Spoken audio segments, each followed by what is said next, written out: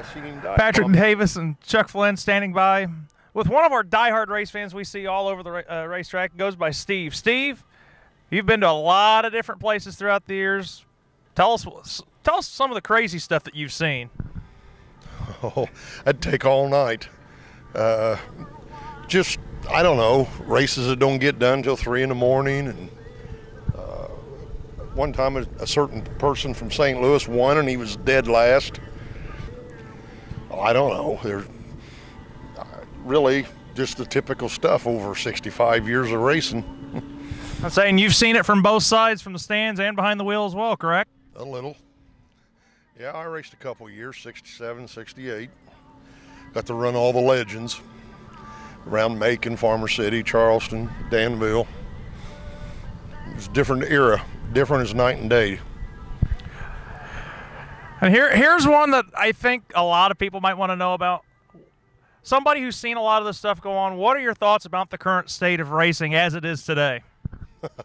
The truth or BPC? Give us the truth. 10 racetracks in Illinois in probably 10 years. It's dying fast because everybody's spending too much. Drivers sit at home 3 nights out of 4 for various reasons. They can't compete. And the promoters sometimes don't seem like they want to do anything to build their classes up. You can't have 10 classes with 10 cars and expect the races to keep going. I don't know what the answers are, but it's dying fast.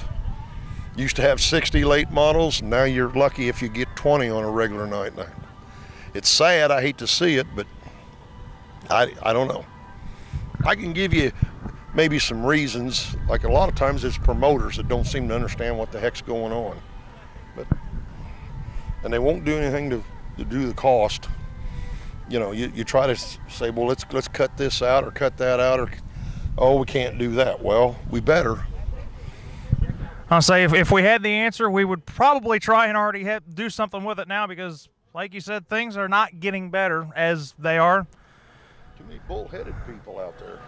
Steve, we appreciate an honest fan's perspective because, honestly, there are times people just need to know what's going on and what somebody who's been around this sport long enough to kind of see what's going on. They kind of need to see it, need to hear it from somebody who spends their hard-earned money each and every track they go to. Well, go back. If you're old enough, you can go back and just how America was 30 years ago, 50 years ago, and how things have changed. Well, so has racing. To the good to some degree, but a lot of it, it's just not cutting it. And sooner or later, you got to wake up and say, we got to slow things down and change some things. You know, there's tracks that will call a race when they get a quick shower at 2 o'clock in the afternoon. And then there's other tracks, if they're done at midnight, they're lucky, and they've only got 60 cars, and the people get tired of it. Nothing gets cheaper. And I'd say a lot of it's just our culture. It's not American graffiti anymore. People don't want to go to the races. It's too much hassle. It's sad.